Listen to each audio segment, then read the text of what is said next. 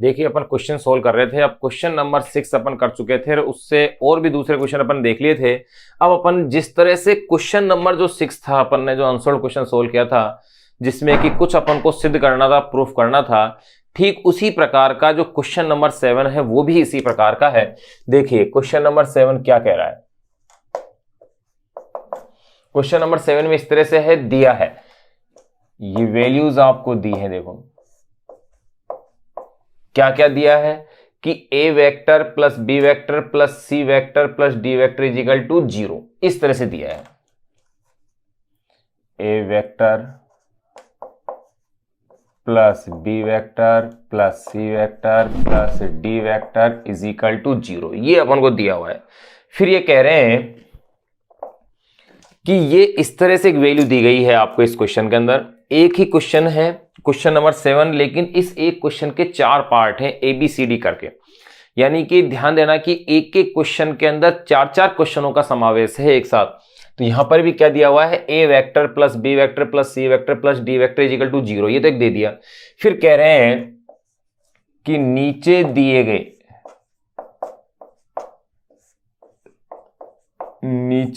गए कथनों में से कौन सा सही है।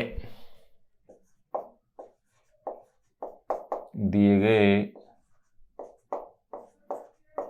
कथनों में से कौन सा सही है।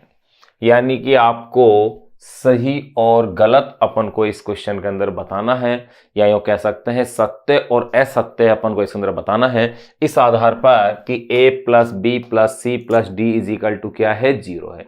इस बेसिस पर अपन को बताना है। तो देखिए इसमें नंबर फर्स्ट, पहला जो कथन कहा है इन्होंने, ये कह रहे हैं ए बी सी तथा डी में से, ए बी सी तथा डी में से प्रत्येक, ए बी सी तथा डी में से प्रत्येक शून्य सदिश है। प्रत्येक शून्य सदिश है।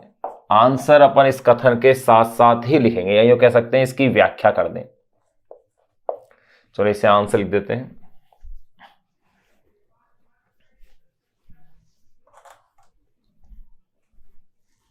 देखिए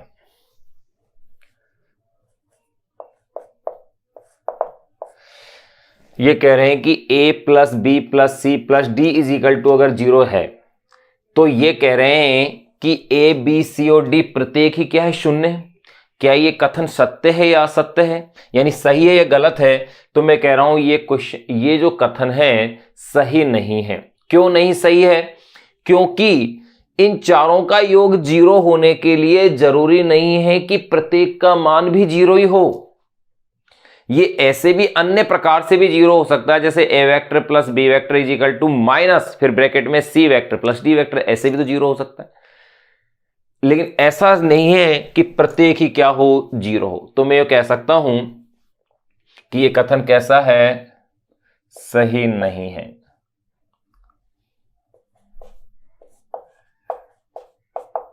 पहले तो ये यहां पर आंसर देते हैं कि ये कथन कैसा है, सही नहीं है।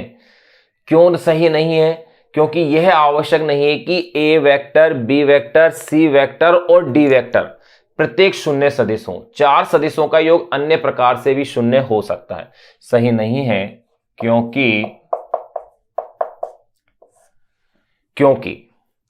यह आवश्यक नहीं है कि क्योंकि यह आवश्यक नहीं है कि क्योंकि यह आवश्यक नहीं है कि ए वेक्टर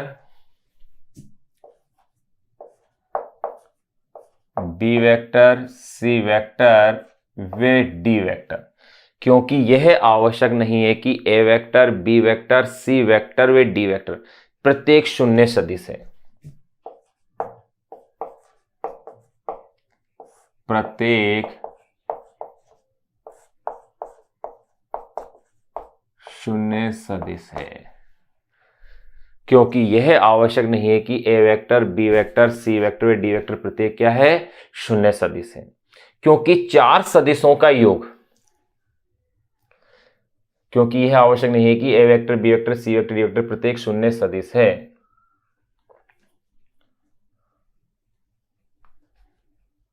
चार सदिशों का योग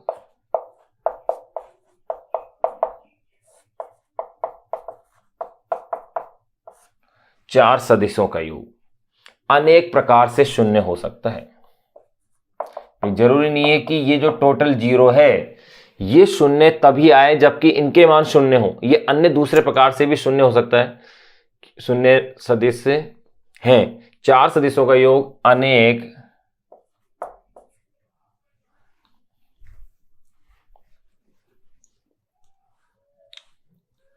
चार सदिशों का योग अनेक अन्य प्रकार से भी शून्य हो सकता है। कैसे कैसे देखो, जैसे मैं कह दूं A vector plus B vector, क्या कह रहा हूं मैं, A vector plus B vector is equal to minus C vector plus D vector हो। अगर ऐसा हो तब भी ये मान क्या होगा, शून्य होगा। चलो इस वैल्यू को अपन यहां लिख देते हैं।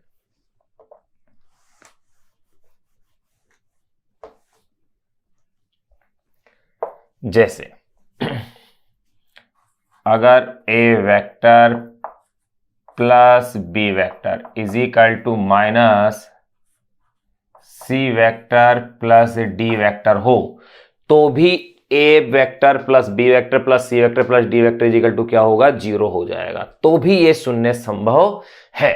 तो अपन यो कह सकते हैं कि इन चारों का योग शून्य होने के लिए यह आवश्यक नहीं है कि ए बी सी और डी के मान भी क्या हो, शून्य हो। तो पहला कथन कैसा है, सही नहीं है। नंबर सेकंड देखो, इस ए के क्वेश्चन का सेकंड पार्ट, ए प्लस सी का परिमाण, ए प्लस सी का परिमाण, ए प्लस सी का परिमाण बी प्लस डी के परिमाण के बराबर है। बी प्लस डी के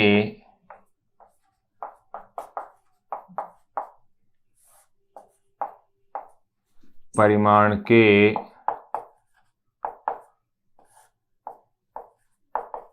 बराबर है। ये कह रहे हैं कि a प्लस सी का परिमाण b प्लस डी के परिमाण के बराबर है।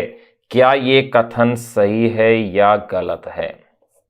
तो देखिए, इसमें अपन कह सकते हैं ये कथन कैसा है, सही है। कैसे सही है ये अपन को प्रूफ करना है। देखो, क्योंकि अपन क्या जानते हैं कि a प्लस सी जो वेक्टर है, यानी A vector plus C vector is equal to minus B vector plus D vector में कह सकता हूं ये सही है, क्योंकि A vector plus C vector, क्योंकि A vector plus C vector is equal to minus B vector plus D vector. बिल्कुल इस तरह से भी अपन इसे लिख सकते हैं। तो ये बात वही तो हुई भाई, A plus C plus D is equal to zero है। तो मैंने क्या किया, A vector plus C vector रहने दिया, बी वेक्टर को इधर ट्रांसफर किया मैंने जीरो के इधर। तो आप क्या देखेंगे, देखो इसी से लिख के बता दूं मैं, इसी इक्वेशन को जो इन्होंने अपन को दी गई है, देखो इसी से प्रूफ कर दें। देखो आपको जो इक्वेशन इन्होंने दी है क्वेश्चन के अंदर, वो इक्वेशन ये दिए।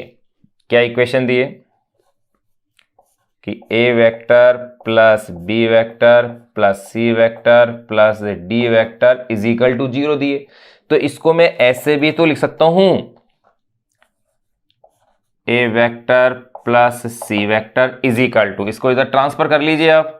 किस किस को ले जाऊंगा इस तरफ में, ये हो गया है minus B vector minus D vector, या इसे ही मैं लिख सकता हूं A vector plus C vector minus B vector plus D vector, बिल्कुल ऐसा लिखा जा सकता है जैसा कि ऊपर अपन ने पहले सिद्ध कर लिया था। एक चीज ध्यान हो तो ए वेक्टर प्लस बी वेक्टर ऐसे भी लिख सकते हैं अपन। तो यहां यो मैं कह सकता हूं ये मान कैसा है, यथार्थ है। ये मान अगर मेरे पास यथार्थ है, इसका मतलब इसका परिमाण इसके परिमाण के क्या कर सकता हूं मैं, बराबर है और विपरीत दिशा में होगा। तो मैं ये कह सकता हूं इसमें कि यह है, ये जो A vector plus C vector is equal to minus B vector plus D vector आया है, इसके लिए क्या कह सकता हूं, यह है यथार्थ है।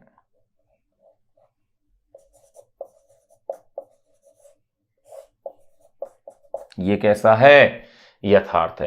अतः यूं कहा जा सकता है। तो इसके आगे के स्टेप्स को भाई मैं यहां लिख रहा हूं। अतः, अतः के बाद वाले स्टेप को देखो तो मैं कह सकता हूं अतः A vector plus B vector, sorry C vector, अतः A vector plus C vector का परिमाण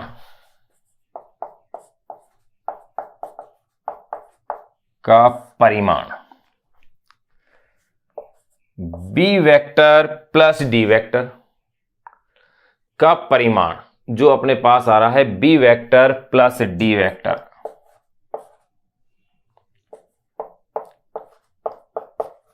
के परिमाण के तुल्य होगा, के परिमाण के तुल्य,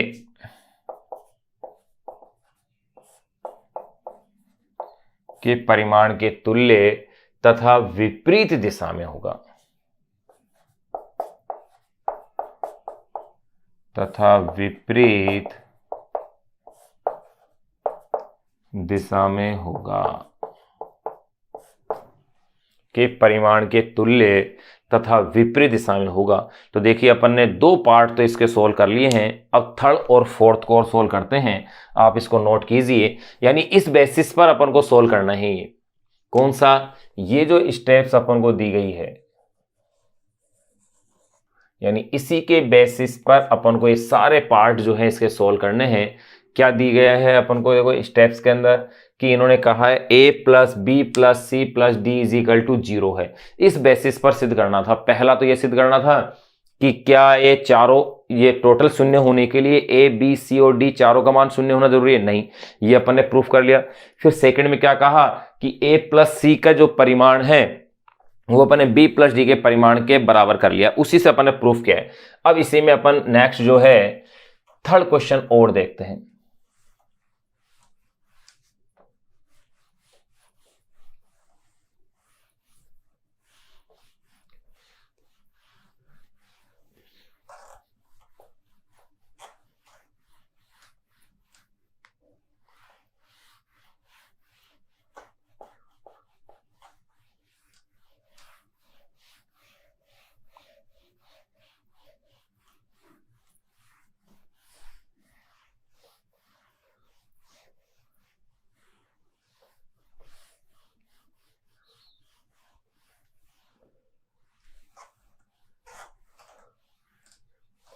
देखिए नंबर थर्ड इसके अंदर क्वेश्चन के अंदर ये क्या कह रहे हैं कि ए का परिमाण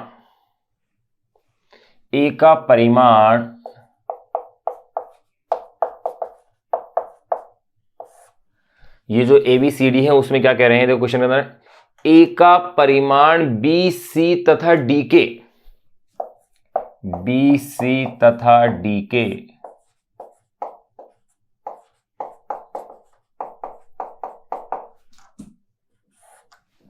ए का परिमाण बी सी तथा डी के परिमाणों के योग से कभी भी अधिक नहीं हो सकता, के परिमाणों के योग से कभी भी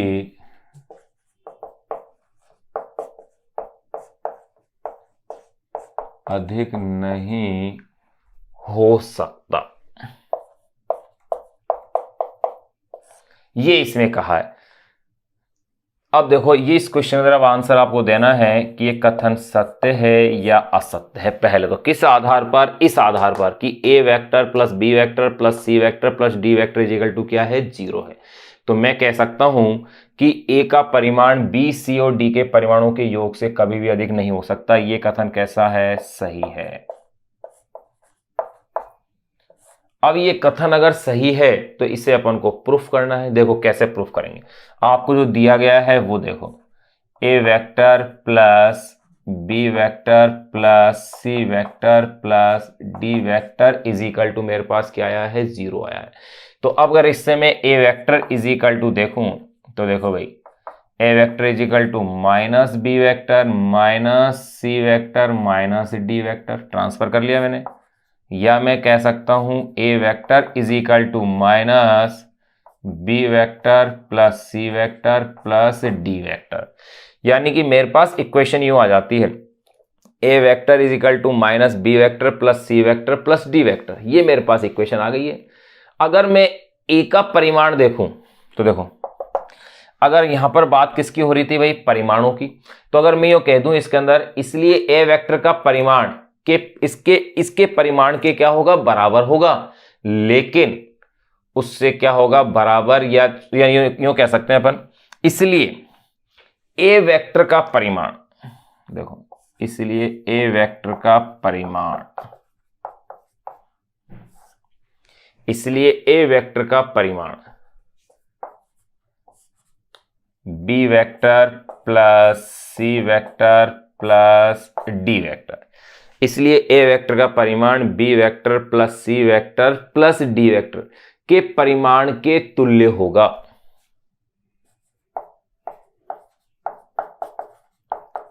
के परिमाण के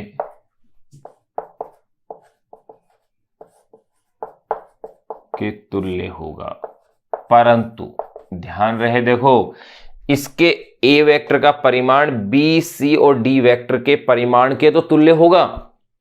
परंतु अगर मैं इसे ऐसे कहना चाहूं, देखो ये अपन पहले प्रूफ कर चुके हैं छठे क्वेश्चन के अंदर कि B vector plus C vector plus D vector, ये जो परिमाण आ रहा है इज लेस देन या इक्वल होगा ये ए वेक्टर का परिमाण प्लस बी वेक्टर का परिमाण प्लस सी वेक्टर का परिमाण, जो कि अपन छठे क्वेश्चन में प्रूफ कर चुके हैं। तो देखो ये अपन जानते हैं कि ए वेक्टर का परिमाण तो इनके परिमाण के तुल्य होगा, लेकिन ये भी होता है कि B vector plus C vector plus D vector is less than या इक्वल ए वेक्टर का परिमाण प्लस बी वेक्टर का परिमाण प्लस सी वेक्टर का परिमाण होता है। तो इसलिए अपन ये कह सकते हैं, अतः यह कहा जा सकता है कि ए वेक्टर का परिमाण इनके परमाणु योग से कभी अधिक नहीं हो सकता। अतः ए वेक्टर का परिमाण, क्योंकि ये इससे कम ही तो आ रहा है, अतः ए वेक्टर का परिमाण, अतः ए वेक्टर का परिमाण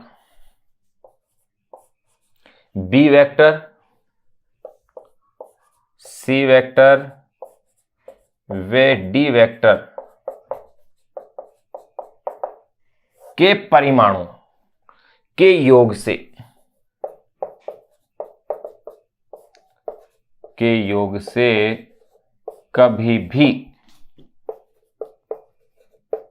कभी भी अधिक नहीं हो सकता। ये लो, इसके तुल्य हो गया है लेकिन उससे कभी भी अधिक नहीं होगा। यानी कि ये जो अपने पास कथन जो था नंबर थर्ड में कि ए का परिमाण इनके परमाणु योग से कभी भी अधिक नहीं हो सकता, वो कथन क्या है, सही है, जिसको अपन ने यहां प्रूफ कर लिया। ये उसकी अपन ने उत्पत्ति उसकी जो है ये कह सकते हैं उसका प्रूफ लिख लिया।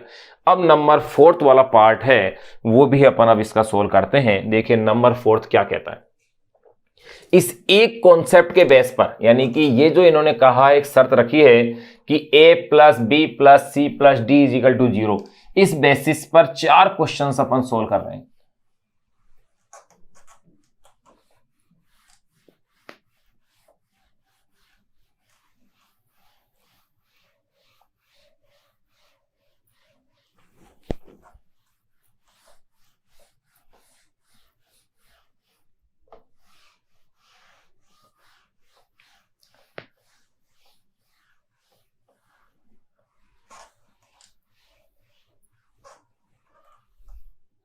देखिएगा नंबर 4 और इस क्वेश्चन नंबर 7 का लास्ट पार्ट, वो क्या कह रहे हैं, यदि ए तथा डी संरेखीय नहीं है, यदि ए तथा डी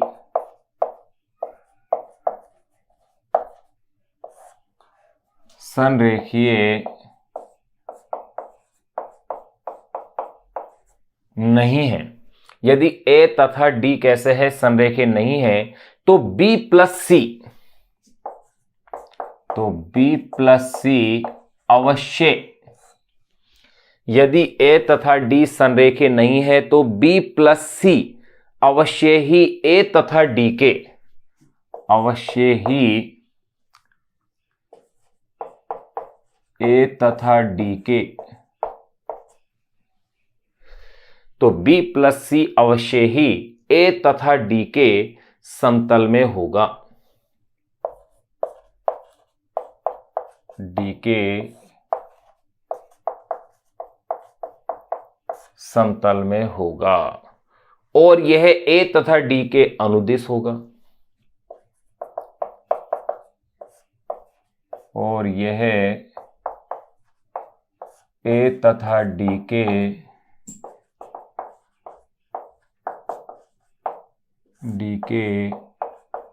अनुदिश होगा, और ये ए तथा डी के क्या होगा, अनुदिश होगा, यदि वे संरेखीय हैं, यदि वे संरेखीय हैं।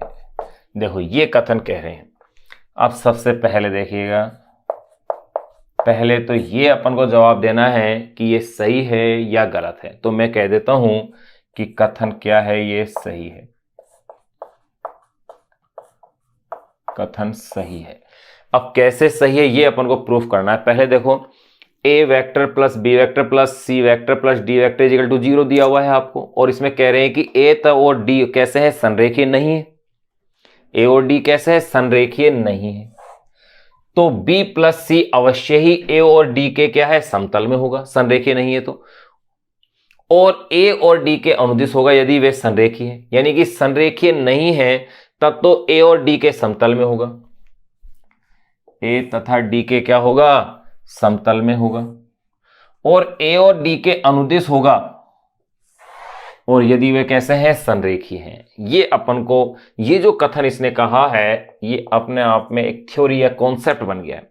अब देखिएगा अपन इसे लिखें, आपको जो दिया गया है वो कॉन्सेप्ट देखिए। पहले आपको दिया है इन्होंने A vector plus B vector plus C vector plus D vector is equal to 0, ये अपन को दिया गया है। या इसे मैं यूं भी कह सकता हूं, कैसे कह सकता हूं, देखो मैं इसे कह सकता हूं बी प्लस सी, B vector plus C vector, क्योंकि यही तो कह रहे हैं ए और डी और बी और सी, तो मैं बी और सी को, क्योंकि आपको पता है कि सदिशों का जो योग होता है साहचर्य और क्रम विनिमय नियम की क्या करता है, पालना करता है। अगर साहचर्य और क्रम विनिमय नियम की अगर ये पालना कर रहा है तो इस बेसिस पर मैं क्या कह सकता हूं, इसे बी प्लस सी का जो योग है, यानी कि जो मैंने इस तरह से लिख दिया है, तो यूं कह सकता हूं a plus B plus C plus D is equal to अगर 0 है तो इसी को मैं b vector plus C vector का योग plus a vector plus D vector is equal to 0 कह दूं तो भी कोई आपत्ति नहीं है। अब अपन जानते हैं कि देखो सदिश b vector plus C vector, सदिश B vector plus C vector, फिर साथ में कौन लिखता हूं, ए वेक्टर व डी वेक्टर का परिणामी सदिश 0, ए वेक्टर व डी वेक्टर का परिणामी सदिश शून्य का परिणामी सदिश 0 उसी अवस्था में होगा, 0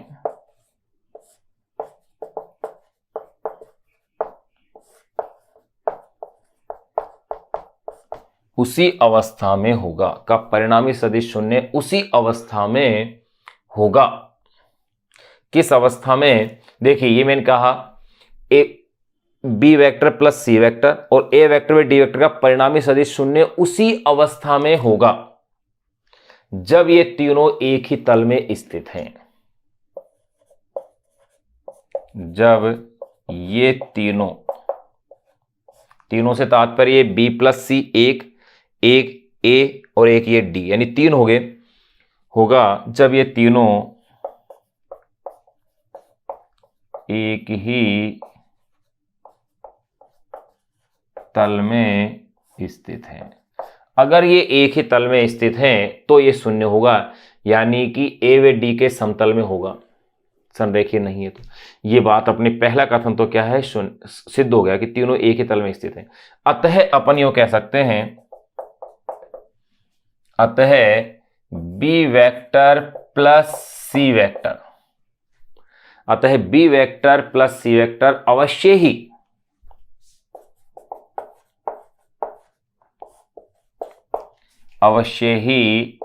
ए वेक्टर व डी वेक्टर, अतः B vector plus C vector अवश्य ही ए वेक्टर व डी वेक्टर के समतल में होगा,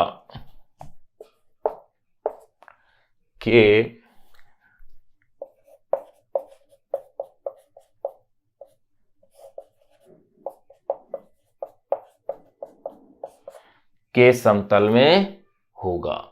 ये अपन ने यहां पर ये चीज क्या कर ली है, प्रूफ कर ली है। अब देखिएगा एक चीज और, यदि ए वेक्टर व डी वेक्टर संरेखीय है, यानी कि अगला जो पार्ट था यहां तक तो क्या किए कि समतल में होगा और ए और डी के अनुदिश होगा यदि वे कैसे हो, संरेखीय हैं। तो अगले पार्ट का भी मैं इसमें सॉल्यूशन देख लूं तो देखो मैं कैसे क्या प्रूफ कर सकता हूं कि यदि ए वेक्टर व डी वेक्टर, यदि ए वेक्टर व डी वेक्टर, यदि ए वेक्टर व डी वेक्टर संरेखीय है, संरेखीय हैं, यदि ए वेक्टर व डी वेक्टर संरेखीय हैं तो B vector plus C vector, तो B vector plus C vector, तो B vector plus C vector A vector व डी वेक्टर, ए वेक्टर व डी वेक्टर के क्या होगा, अनुदिश होगा। ये लीजिए, ये अपने पास एक कॉन्सेप्चुअल क्वेश्चन था, एक मेंटल एबिलिटी टाइप्स का अपने पास क्वेश्चन था जिसको कि अपन ने सोल्व कर लिया है। अब इसके बाद एक थ्योरेटिकल क्वेश्चन और है जो कि कॉन्सेप्ट बेस है। उस क्वेश्चन में क्या कह रहे हैं, अपनी ही बुक का क्वेश्चन है। क्वेश्चन में कह रहे हैं कि किसी अदिश राशि के बारे में एक कथन दे रहे हैं और कह रहे हैं कि ये कथन पहले तो ये बताओ कि सत्य है या असत्य है। अगर सत्य है तो उसका स्पष्टीकरण उदाहरण सहित दीजिए, असत्य है तो भी उसका स्पष्टीकरण उदाहरण सहित क्या करना है, अपन को देना है। तो अगला जो थ्योरेटिकल क्वेश्चन है उसको और अपन सोल्व करते हैं। वो क्वेश्चन नंबर है 24 जो अपनी बुक का है। रिमेनिंग जो क्वेश्चन था, ये क्वेश्चन नंबर देखो 6 और 7 दोनों जो कि कई क्वेश्चनों का समूह था, अपन ने सोल्व कर लिया। क्वेश्चन नंबर जो 24 अपन सोल्व करेंगे उसके अंदर भी 5 क्वेश्चन हैं। तो आप गौर कीजिए, जैसे इस चैप्टर में करीब 30-32 क्वेश्चन है, एक ही क्वेश्चन में 4-4 5-5 क्वेश्चनों के पार्ट दिए हुए, यानी कि नंबर ऑफ क्वेश्चंस बहुत ज्यादा हैं। और एनसीईआरटी बुक में ऐसा ही है, यानी कि नंबर ऑफ क्वेश्चंस बहुत ज्यादा हैं। उनकी प्रैक्टिस आपके लिए बहुत आवश्यक है, क्योंकि हर क्वेश्चन के अंदर ये, यानी इन्होंने थ्योरी को क्लियर करने का जो प्रयास किया है वो किया है इन क्वेश्चंस के माध्यम से ही किया है। एनसीईआरटी बुक में क्वेश्चंस के माध्यम से ही कॉन्सेप्ट को क्लियर करने का क्या किया गया है, प्रयास किया गया है। इसलिए अपन इसके क्वेश्चनों पर विशेष ध्यान दे रहे हैं और लगभग सभी क्वेश्चनों को अपन सोल्व कर रहे हैं। फिर भी अगर कोई क्वेश्चन मिसिंग रहता है या रह जाता है तो उसे आप सोल्व करने का अवश्य प्रयास करें।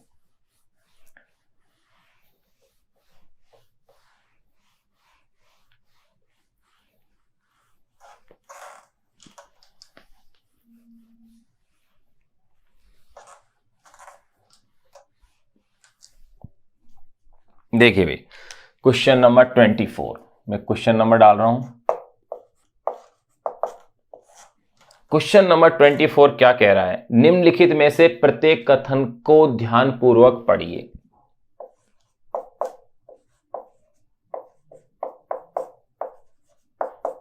निम्नलिखित में से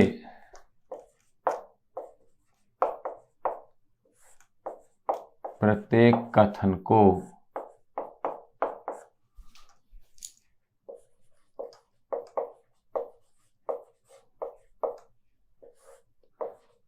ध्यानपूर्वक पढ़िए। निम्नलिखित में से प्रत्येक कथन को क्या करना है? अपन को ध्यानपूर्वक पढ़िए। चलो इसे ऐसे लिख देते हैं। निम्नलिखित में से प्रत्येक कथन को ध्यानपूर्वक पढ़िए एवं कारण व उदाहरण सहित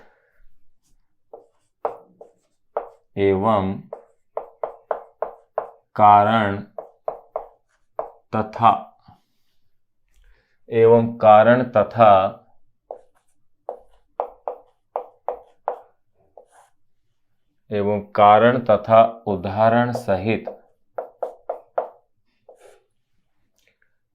कारण तथा उदाहरण सहित बताइए कि क्या ये सत्य है या असत्य।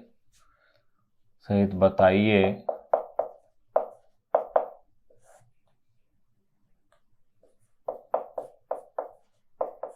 कि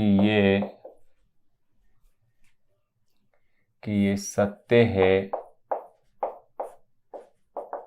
या असत्य। ये अपने पास क्वेश्चन है भाई। अब देखिएगा, सत्य है असत्य, ये किसके लिए कह रहे हैं? एक कॉमन स्टेटमेंट है, अदिश वह राशि है। आदेश वह राशि है, अदिश वह राशि है जो। अब देखिए इसके कथन दिए गए हैं, नंबर ABC करके है। नंबर A जो कथन इसके लिए कहा गया है अदिश राशि के लिए, वो ये कह रहे हैं कि किसी प्रक्रिया में संरक्षित रहती है।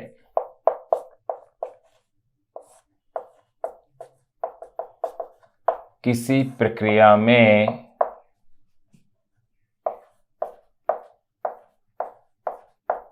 संरक्षित रहती है। तो देखिए पहला अपन ने लिखा है कि किसी प्रक्रिया में संरक्षित रहती है। तो देखिए क्वेश्चन क्या है, ये कथन कह रहे हैं किस राशि के लिए कह रहे हैं? अदिश राशि के लिए कह रहे हैं कि अदिश वह राशि है, यानी कि ये कॉमन है और ये कॉमन शब्द क्या है? सभी क्वेश्चनों के लिए अप्लाई हुआ कि अदिश वह राशि है जो नंबर फर्स्ट किसी प्रक्रिया में संरक्षित रहती है। क्या ये कथन सत्य है असत्य है? तो देखिए ये कथन असत्य है। क्यों? क्योंकि अदिश राशि का एग्जाम्पल देखिए, गतिज ऊर्जा। गतिज ऊर्जा क्या है? एक अदिश राशि होती है। और ध्यान रहे टक्कर अपन जो पढ़ेंगे, चैप्टर नंबर जो 6 पढ़ेंगे कार्य ऊर्जा शक्ति के नाम से, उसी में टक्कर के नाम से एक टॉपिक पढ़ेंगे। वहां अपन पढ़ेंगे टक्कर का एक प्रकार, वो पढ़ेंगे अप्रत्याश टक्कर। यानी ऊर्जा संरक्षण के आधार पर टक्कर को दो प्रकार का बनाया गया है, प्रत्याश टक्कर और अप्रत्याश टक्कर। प्रत्याश टक्कर का मतलब वह टक्कर जिसमें संवेग के साथ साथ गतिज ऊर्जा भी अगर संरक्षित रहती है तो उस टक्कर को कहा जाता है प्रत्याश टक्कर।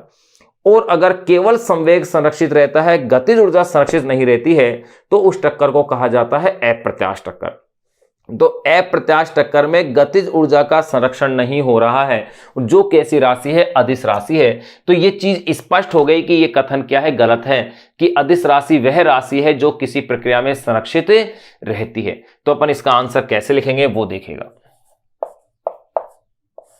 उत्तर देखें अपन इसका। तो अपन कह सकते हैं ये कथन कैसा है? असत्य है, यानी कि फॉल्स है। क्यों है? क्योंकि गतिज ऊर्जा जो एक अदिश राशि है, क्योंकि गतिज ऊर्जा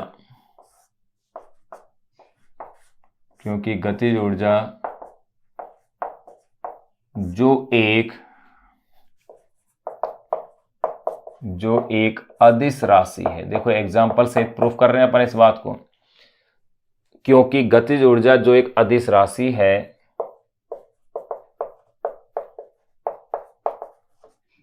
अप्रत्यास्थ टक्कर में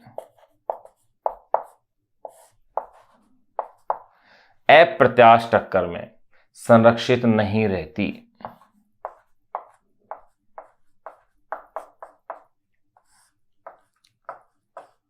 संरक्षित नहीं रहती। ये लो, पहले क्वेश्चन का अपन को जवाब मिल गया है कि वो सत्य है या असत्य है और क्यों है। सेकंड ये कह रहे हैं कभी ऋणात्मक नहीं होती।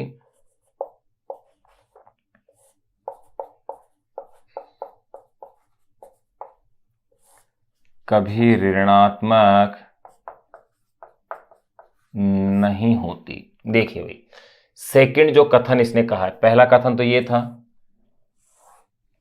ये अपन ने क्लियर कर लिया। सेकंड कथन कह रहे हैं कभी ऋणात्मक नहीं होती। ये कथन भी असत्य है। कैसे असत्य है, गौर कीजिए। तापमान यानी कि टेम्परेचर जो कि एक अदिश राशि है, सेल्सियस पैमाने पर उसका मान ऋणात्मक भी आ जाता है अपने पास। -210, -105 ऋणात्मक मान उसका संभव है। इसके अलावा स्थितिज ऊर्जा जो कि एक अदिश राशि है, उसका भी मान क्या होता है बद्ध माध्यम के लिए, जैसे कि इलेक्ट्रॉन और प्रोटॉन के लिए स्थितिज ऊर्जा की बात करें अपन तो कैसा आता है, उसका मान ऋणात्मक आता है। यानी ये जो कथन है कि अदिश वह राशि है जो कभी ऋणात्मक नहीं होती, तो ये कथन कैसा है, असत्य है। तो इसका आंसर अपन क्या लिखेंगे, असत्य।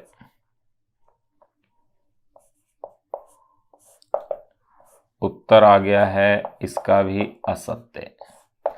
असत्य अपन ने लिख दिया है। क्यों है, क्योंकि अपन यूं कह सकते हैं कि ताप जो कि अदिश राशि है, सेल्सियस पैमाने पर ऋणात्मक मान ले सकती है। इसी प्रकार इस ऊर्जा भी बद्ध निकाय में कैसी होती है, ऋणात्मक होती है। तो देखो असत्य, क्योंकि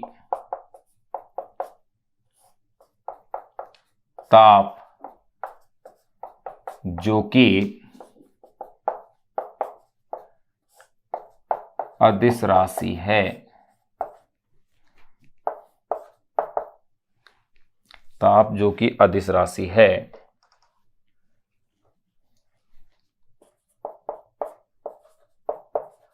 का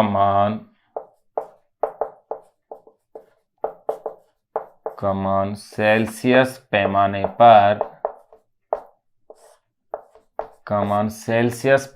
पर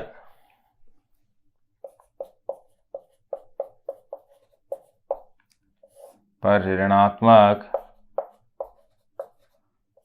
संभव है। इसी प्रकार ऋणात्मक मान क्या है, उसका संभव है। इसी प्रकार अपन ये कह सकते हैं, इसी प्रकार इस ऊर्जा बद्ध माध्यम में क्या होती है, ऋणात्मक होती है। इसी प्रकार स्थितिज ऊर्जा बद्ध माध्यम में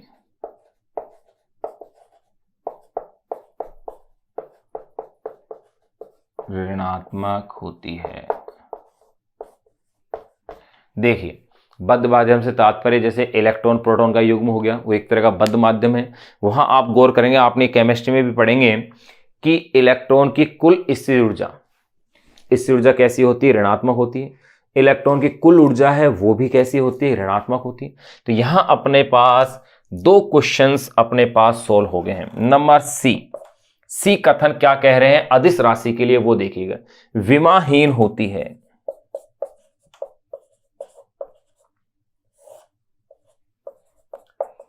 विमाहीन होती है, ये कह रहे हैं कि ये कथन भी सत्य है या असत्य है। तो मैं कह दूंगा कि भैया ये विमाहीन होती है।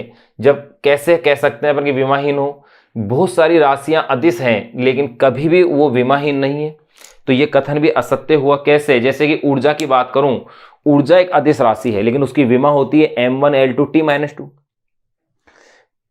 हो गई। इसकी घनत्व है, घनत्व भी एक अदिश राशि जिसकी विमा होती है m1l-3। तो अपन ये कह सकते हैं ये कथन भी कैसा है, असत्य है, क्योंकि क्वेश्चन में क्या कह रहे हैं, अदिश वह राशि है जो विमाहीन होती है। नहीं, गलत है ये कथन। तो देखो इसका उत्तर क्या लिखेंगे आप, असत्य है। कैसा लिखेंगे अपन इसका? असत्य।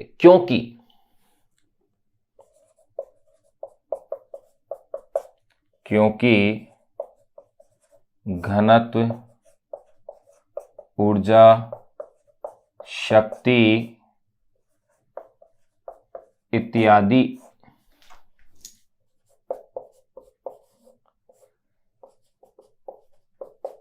ऐसी अदिश राशियां हैं। क्योंकि घनत्व, ऊर्जा, शक्ति इत्यादि ऐसी अदिश राशियां हैं जिनकी की विमाएं होती हैं। और ऐसी बहुत सारी राशियां हैं। इसका मतलब यह हुआ कि ये जो कह रहे हैं कि असत्य कथन रहा, क्योंकि विमाहीन होती है, क्योंकि घनत्व, ऊर्जा, शक्ति इत्यादि ऐसी अदिश राशियां हैं जिनकी क्या होती है? विमाएं होती है। जबकि कह रहे हैं कि विमाहीन होना चाहिए। तो यहां अपन ने इसके ए, बी और सी यहां तक के पार्ट को अपन ने क्लियर कर लिया। अगला पार्ट अपन फिर देखते हैं क्या ये कह रहे हैं उस पार्ट के अंदर। देखो यहां से मैं क्लियर कर देता हूं। यहां समझ गए, ये कॉमन है इन सभी के लिए स्टेटमेंट। अदिश वह राशि है जो नंबर फर्स्ट किसी प्रक्रिया में संरक्षित रहती है, नहीं गलत है। कभी ऋणात्मक नहीं होती है, ये भी गलत है। विमाहीन होती है, ये भी गलत है। अब नंबर सी के बाद नंबर डी और ई की बात और करते हैं अपन।